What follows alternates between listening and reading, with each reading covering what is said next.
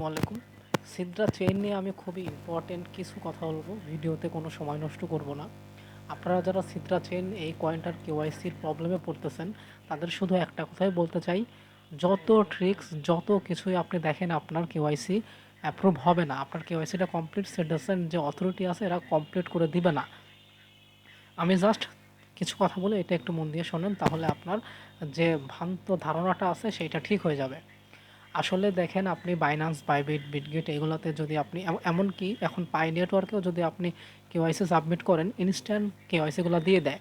তো KYC approve করা খুব একটা বড় কোনো ব্যাপার না।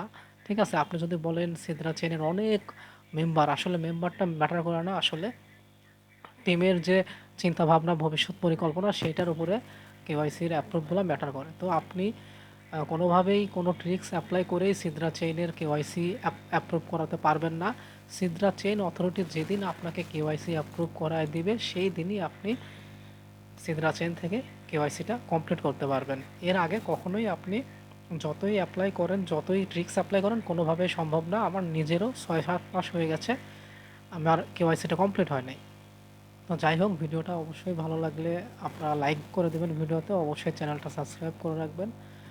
আর এই তো ছিল কথা, কারণ বেশি কথা বলা ঠিক না। যেইটা আসলে কাজ সেইটা করলেই হবে।